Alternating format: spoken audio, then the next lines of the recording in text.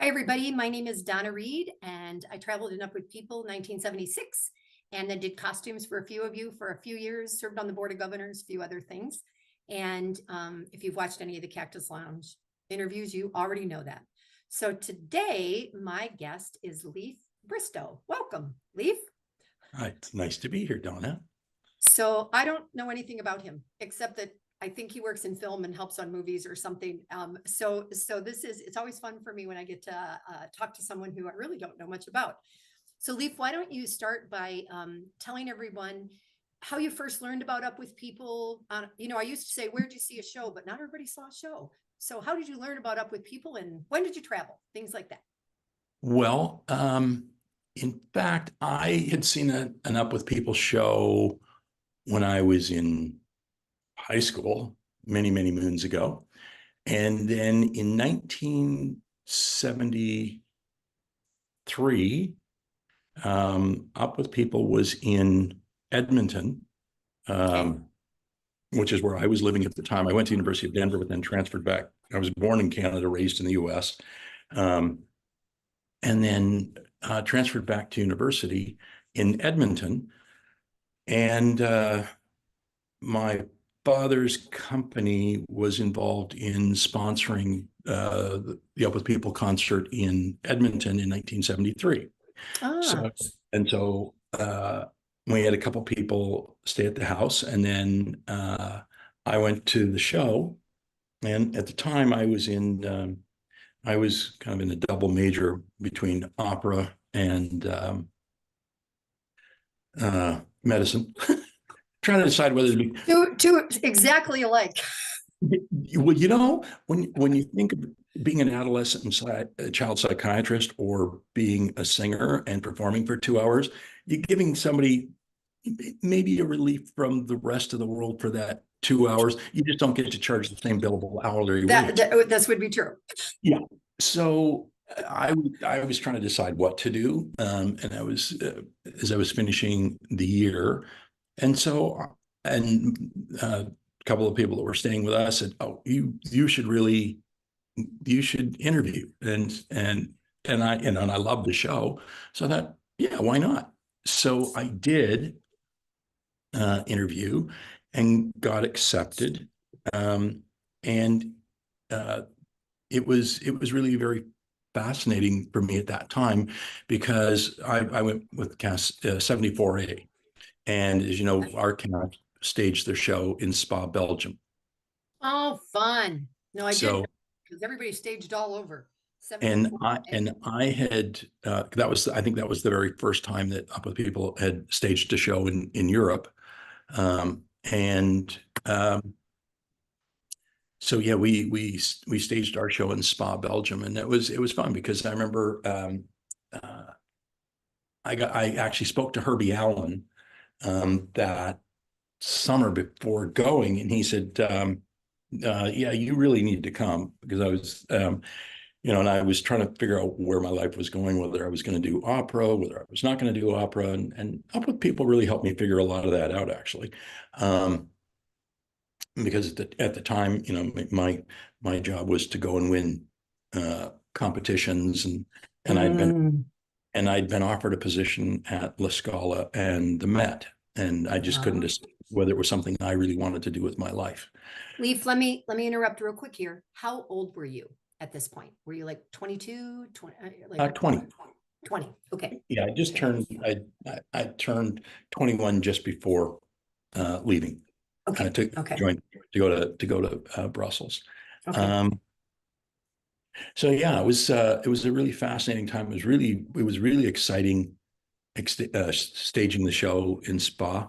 The first host family I stayed in the barracks for a little while, and the first host family I stayed with there, the von Zerlin family, and I've gone back. I almost used their house for a film not too long ago, but they were. Maria von Trapp left, staying with them the week before I got there, because Maria von Trapp, Baroness von Zerlin, that was her closest friend. My gosh. So I just missed getting to meet Maria von Trapp by a week. But I had a beautiful bedroom, let's put it that way. It was stunning. I couldn't complain about that. So yeah, and yeah, so yeah, Interesting. pretty Yeah, incredible. did you, by any chance, do you ever remember the name Stroye? Struye? Pierre Paul? Okay. No. The Stroye family was very involved in the Belgian community and world. And so you were in 74, and I think their eldest son traveled in 75, and then their daughter traveled with me in 76, and then another daughter Okay. traveled later. Oh, wow.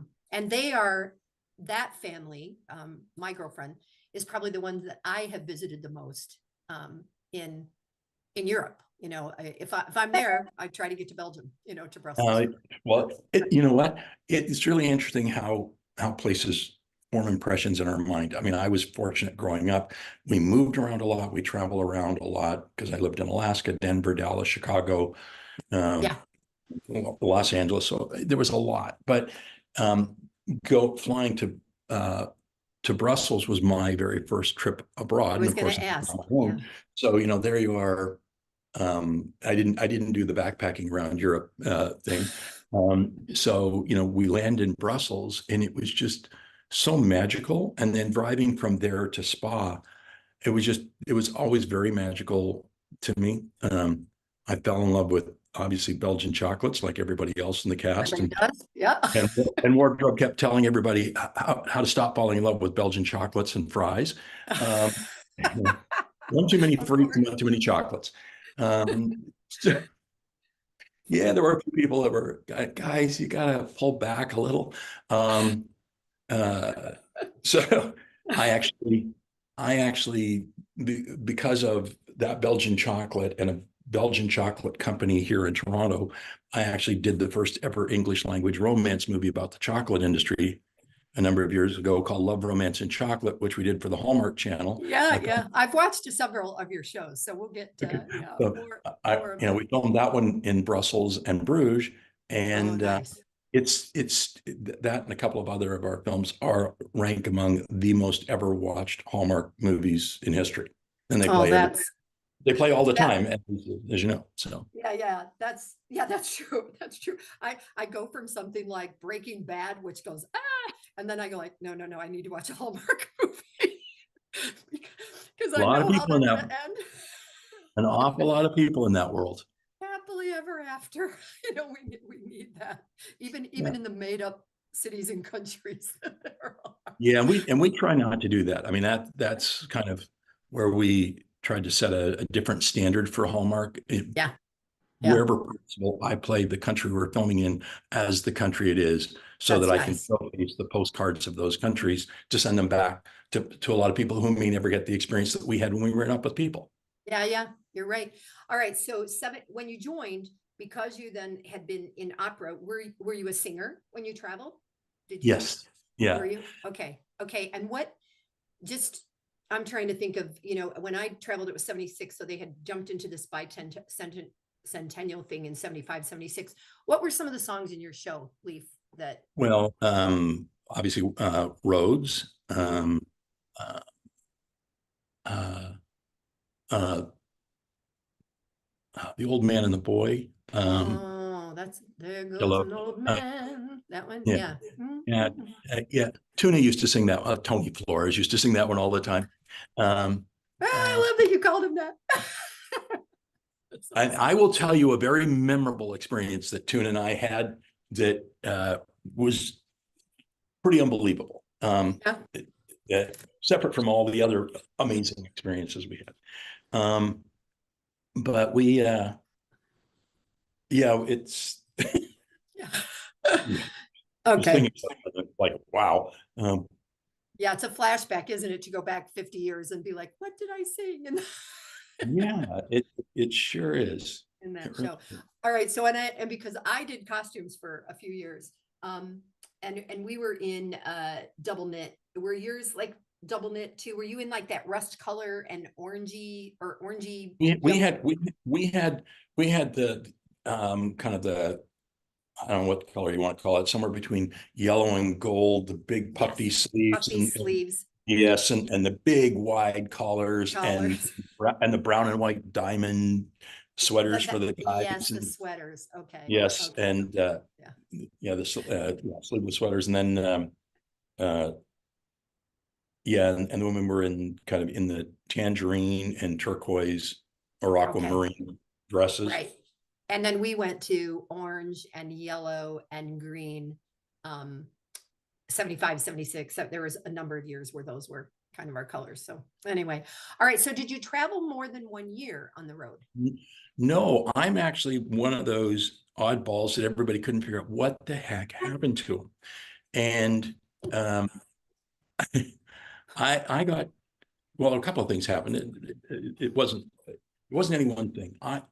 By the by the time we had traveled into December, because we started our show. Probably in July.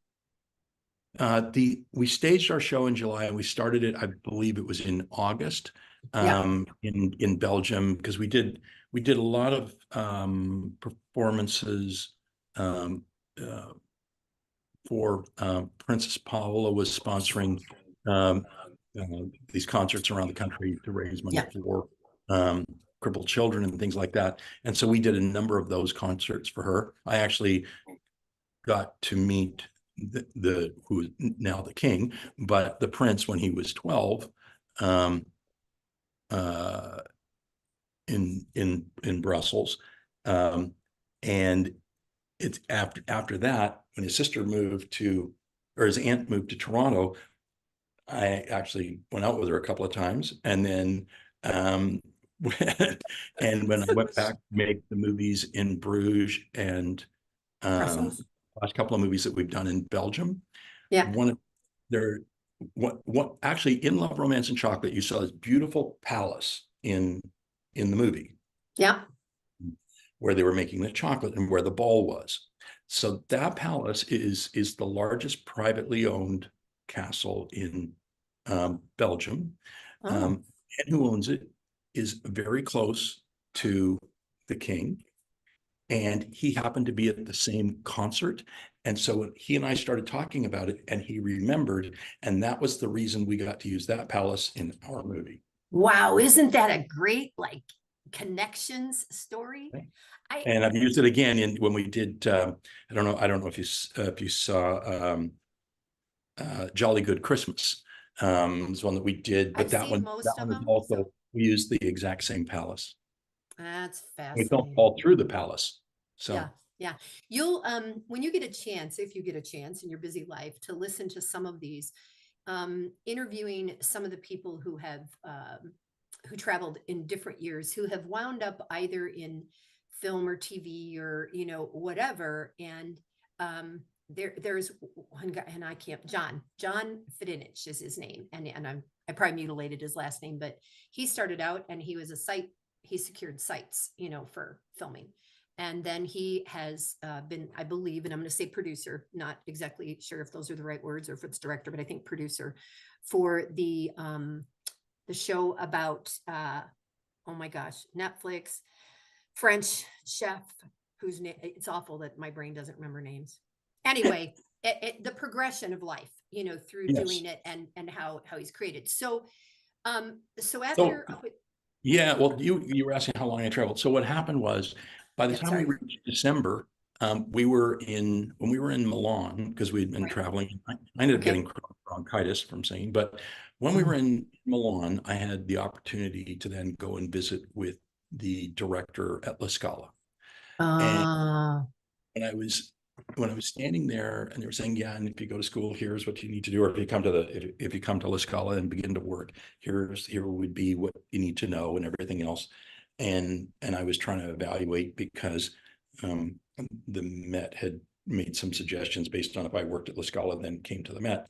And so when I was standing there, I realized, standing up there on the top balcony, that I didn't want to spend the rest of my life doing opera.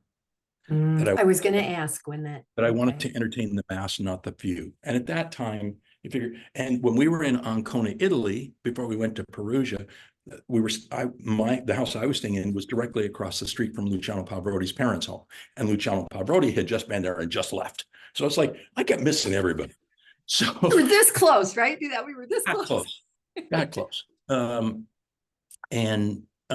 So we, once I realized that, I realized what I needed to do for my life. So I came home for Christmas and made the decision. I knew where we were going to be traveling next, and I decided not to go back because Oh. I decided that, not that I didn't love every minute, but that what I needed to gain, You had. I got. Mm. And because it really helped give me a direction for what I needed to do. So instead, I decided if I was not going to go into opera, and I was not going to go back and become a psychiatrist, and I was going to stay in media or entertainment, I wanted to go back and get my degree in theater because I knew exactly where I stood in the world as a singer. So Ah. I knew that if I was going to really do this, my ability to act needed to be commensurate with what I knew I could do as a singer. So I auditioned for different schools around the world, everything from the Royal Shakespeare Company and I was accepted to every one of them, and ultimately decided to go to the American Academy of Dramatic Arts in California. And I did it. Oh, California. Okay. Yeah, when I started there, I was in the, it started 1 year before. I was going to go to New York, but the people I wanted to work with specifically from the Academy had all moved to California. Oh, that's interesting. Okay. So I went there, and the Pasadena Civic Auditorium, where the Oscars was held, and now America's Got Talent is there every week. That was our campus, is when I started there. And we had a lot of amazing people in that school. So I knew that when I came back, I auditioned for everything, got accepted to that, and then just knew I needed to save my money and plan everything about starting there in the summer. So my whole focus changed to doing that. And then I spent 3 years, getting my degree in theater, and then worked all the time, stayed in California for a few years, and then moved back to Canada. So my eldest went to the American Academy of Dramatic Arts in New York, but that's a whole nother story that doesn't need to be here. And it's just, yeah, so that's why my brain went right to New York. So when did you decide, learn, change, morph into, because I hear theater, and just like a doctor, I always ask a doctor, how did you decide that you were going to be a vascular surgeon or an orthopedic surgeon or whatever? How did you decide that you were going to be behind the cameras, Leif, and doing that side of things? Well, I mean, I was really, really fortunate. I worked nonstop as an actor when I graduated. I was in that fortunate few that could say I could make a living and buy a house as a performer. Nice. Yeah. At a certain point, I was offered a lead in a new Mary Tyler Moore TV series, but that year, it was a sitcom. I was going to be the new kind of Van Dyke. Vinnie Barbarino. Vinnie Barbarino. Huh. Okay. I was going to basically be that type of a character in a new sitcom. And that year was the year that all of a sudden there was this new announcement for this new show called Knight Rider, and then Magnum PI. And then all of a sudden, every network canceled all the sitcoms that they were doing. Oh, and they went to those. Because they all had to compete with each other. Because remember, we didn't have 500 channels. No. Right. We had NBC, CBS, and ABC. And if you weren't on one of those three channels, you didn't have a career. Right. So all three networks were scrambling to see who could come up with the best comedic detective shows. Murder, She Wrote, Barney, whatever, MD with Barney Miller. That was Buddy Ebsen. So, and then there was Barney Miller. There was just all these shows. So my show got canceled. And with that, I thought, living in California, it takes as much luck, and probably way more luck than skill to ever get recognized in LA. And look at the volume of people you're competing against. So often the people that become stars in LA are somebody who just worked a bit in Australia, and then all of a sudden an agent there knows an agent in LA, and they take them on and put them into the studio. So they bypass everybody. you know, it's a lot of times it's like everything else in life. If you're from someplace, it's harder to become recognized in that place than if you go away and then people recognize, then you go home. So at that time, there was no theater in LA. There still is. There's no theater in LA. LA is a city that you either pay to perform or you join an amateur company, and casting directors in LA wouldn't dream of leaving their office to ever go scout new talent. It's not like being Wow. in New York or being in London where Where you go to shows and yeah, every agent, every casting agent goes to theater all the time. right. Uh, LA, it's like if you don't show up in their office, they can't think about it. So I decided that I was trying to decide whether to go to New York and work on Broadway or move back to Canada at a time when the Canadian the Canadian industry was really starting to grow. Okay.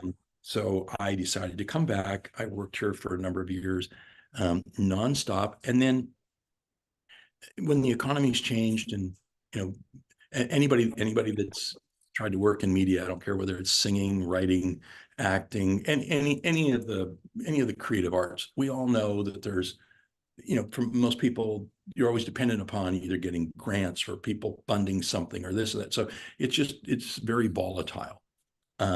Because when the economy changed, I thought, you know, I'm going to take a bit of a break because I had performed Lancelot way too many times. There was almost no role left in musical theater that I wanted to do because I had done them all.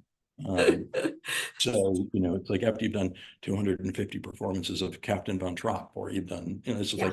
like, That's enough. Yeah. it's great, but what's the next chapter?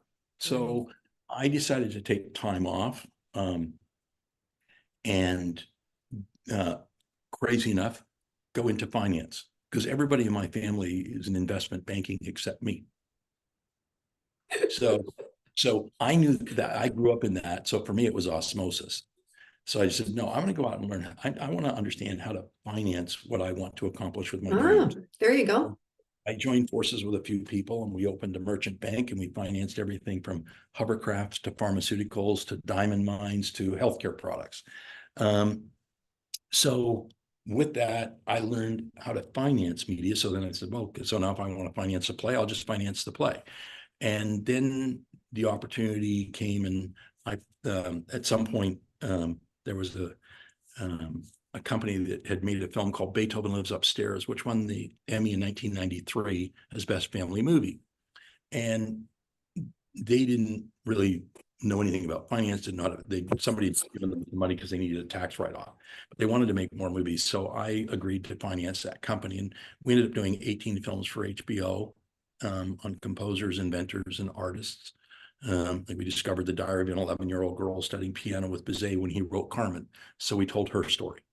And we filmed them all in Slovakia and Ireland and other places in Europe. And we used the Slovak Philharmonic to record all of our albums. And so out of that, and then when our youngest was born, I really kind of came to the decision I didn't want my family to be stage widows. You know, my wife and I produce all the films that we do together. So Yep. we're among the very blessed in our industry that we get to travel the world together and be on set together, unlike somebody who have to leave their families behind. I just decided, is my career about me, or is it, do I want my family included in it? And my wife and I love spending time together. So, you know, she's the best partner I could have. I didn't want to leave her home wondering what I was doing on stage. So, and that's, you know, just much more vulnerable. So I decided I would go back into directing and executive producing. Every once in a while, you'll see my face in front of the camera, but I'd go there if I choose to, or sometimes I'm just the voice of a reindeer. And like when we did our movie Blizzard, you know, I just do the voice of the reindeer, you know. So I turn it into fun. Awesome. So now I have a career where I direct and I executive produce all the time. Yeah. That's fascinating. I think that, well, clearly life is an evolution. When I meet someone who knew when they were 16 that they wanted to be a nurse, and then they were a nurse and now they're retired and they've been a nurse, I'm like, who are you people that just knew that's what you wanted? Because that's so not the world I live in. I mean, I'm still thinking about it, whatever it is, you know. Yes, I And agree. And I also, through doing these interviews, have listened to those creative types. So I told you a little bit before we logged on about why I started this, and we give away Everyday Hero Awards at Reunion.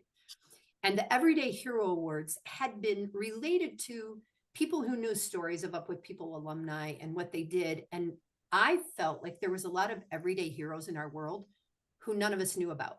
One of them, a Canadian guy, one of the interviews, has donated over 1,000 pints of blood. 1,000. 1,000.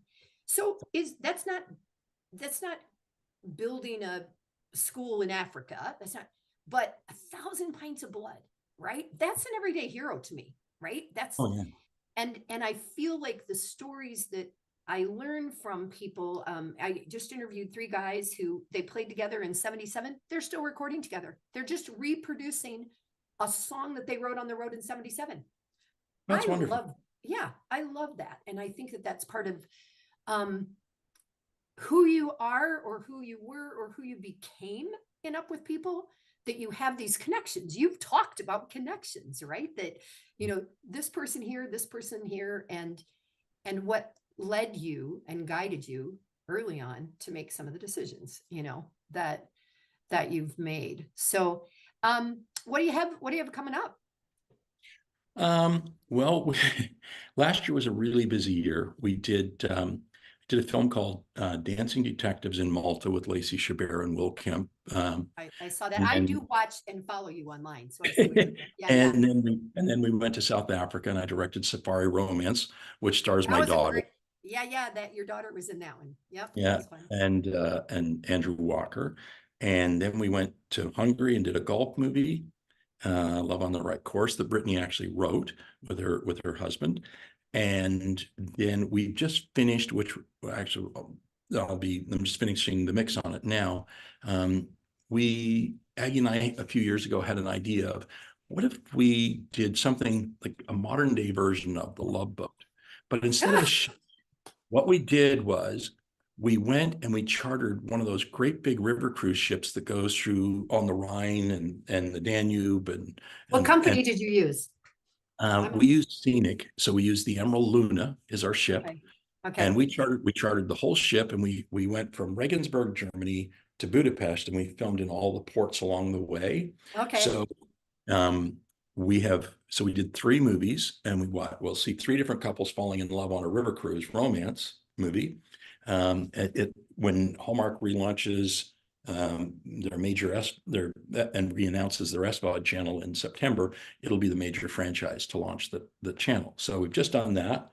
We're about to start a Christmas movie. We've got a couple of TV series that we've been asked to look at. There's a new TV series that will be aired in Canada last night, but it'll be airing on Amazon Prime and Freevee in the US in September, called Beyond Black Beauty. It's a horse movie, or a horse TV series. Okay.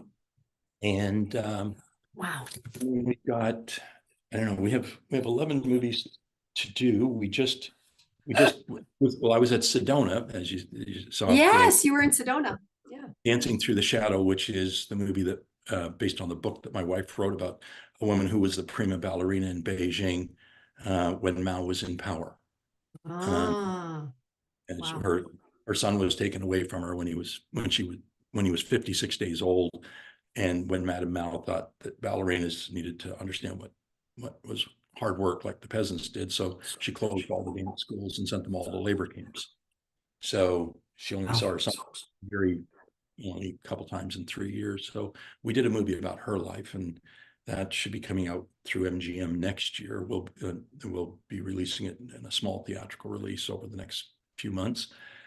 And then we've got a couple more projects to do and a whole bunch more Hallmark movies and things. I got to try to get my son to submit for Hallmark.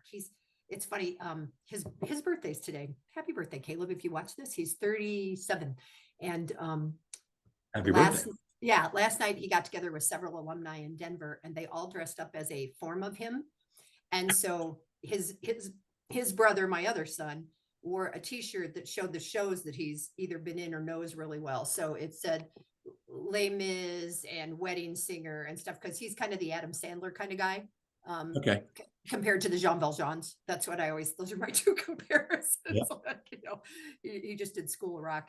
But I've told him, I go, you know, if you want to venture out and you want to do something different. So anyway, it's You know what? There's a lot of people that love it, and it's just and that, you know, that's, I think that's, you know what, you know, one of the things that I would say, you know, that Up With People really helped informed in how I create content, or Aggie and I create the content that we do now, is from growing up and having moved to a lot of different schools and different things, but then traveling and Up With People. One of the things that was so evident to me was that no matter where I've traveled in the world, no matter what families I've stayed with, there's, as a global community, well, and I think this is one of the reasons that Up With People is so important as a positive reminder and affirmation of that, is that no matter where you go in the world, I've never, you know, people, we all share something very similar. That is, you know, people they love to laugh, they love to sing, they love to smile. No parent wants to see their child die before them, and especially not in a war or anything else. And when we can use music and laughter and share stories, we immediately become connected. absolutely. And it, you know, I've always hated the word tolerance. I think it is an abused and a divisive word. I don't believe it's a good word at all. You know, tolerance is something you do when there's somebody you have to put up with. Right. Acceptance is very different. We can only learn to accept and appreciate each other if we're willing to open the door and explore those cultures, you know. And so for the younger, you know, members of Up With People that get the opportunity to travel and venture into these new cultures, they're getting a window and an opportunity to accept others and to be accepted just by telling their stories and interacting and using the music and laughter to discover that. So, you know, it doesn't, you know, frankly, you know, whatever, understanding the differences in those cultures and embracing them, that's what then allowed me to, when I decided I wanted to make films, one of the things that I did, because I have daughters, was I said, okay, the thing that's going to be the signature to what I do in my career is that I don't do anything with gratuitous sex or violence. I do stories predominantly about young women rising above adversities, because I felt role models for young women in film and television. So it's kind of been, that's been the signature. If you go through over 50 Yep. movies and what else that's there, that's the signature to what I do. And everything is grounded based on the female protagonists in my stories. That's super. You know, Leif, you're literally, you've answered what I often ask at the end of these, is about what Up With People has done for you and why you might encourage another young person to participate in this. So you preemptively answered what, no, it's great. What I would ask, because when I have people say to me that, it doesn't, I don't have to go there, I've read about it. And I'm like, oh, there's nothing that can compare to going and living. And in Up With People, we lived in their homes. We didn't just stop at a hotel and go see the #1 tourist attraction, right? Yeah. You know? Yeah. And, you know, and I remember staying when we were in, you know, clearly in Spa, I was staying with one of the wealthiest families in all of Belgium. Yep. For part of my stay. Then I stayed with another very wonderful family that wasn't that. And then when I went to Bournemouth, I stayed with a family that was so wonderful. They didn't even have hot running water in their home. Wow. So, but they gave what they could. Right. So, you know, you can't measure it based on wealth or not wealth. You have to measure it based on what they're giving from their heart. I agree.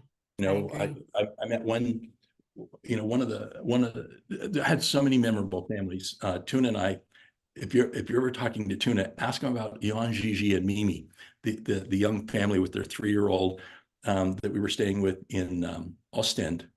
Because when we went, Yeah, I may Gigi, have to, we're almost done, so I have to wrap this up, but I just wrote that down with my other notes about you because I feel like that's the Paul Harvey, the rest of the that story. he'll he'll get flustered. I guarantee you. Getting flustered is all good. So But yeah, yeah. so no, I was going to tell you a great story about Tuna and I that was one of the most memorable goofy experiences I had, because every day was a memorable experience. Yeah. But when we went to Belfast, we were singing in Belfast when the night before we arrived, a car dealership got blown up, and it was on the second floor of a building. So they had to blow up the whole building to get to the dealership. It was right across the street from our theater. So because of that, everybody had to call their parents to make sure everybody was comfortable that we could even go to Belfast. And then we stayed at the university. And never forget, because we get on the bus in the morning, two things happen. We get on the bus to go to the theater, and Wilfred Jeevers, who I love to death, he's one of my favorite people on the planet. Wilfred gets on the bus, and the first thing he does, he goes, "Attention, I've lost my shoes, but my name's mentioned in the lining. Has anyone seen them?" I thought I was going to die right then and there. So, We got like 2 minutes. Okay, so we get to the theater that night and we're performing, and in the middle of the show, Tuna and I said, "It's so hot, let's step out back." We step out back of the theater, and all of a sudden, there's a Jeep pulls up with a machine gun and it's pointing straight at us and said, "What are you doing out here?" We said, "We're performing in there and we thought we'd take a break." And they said, "You might want to just go back inside." Ask Tuna how he responded, but we went back in really quick. Oh my gosh.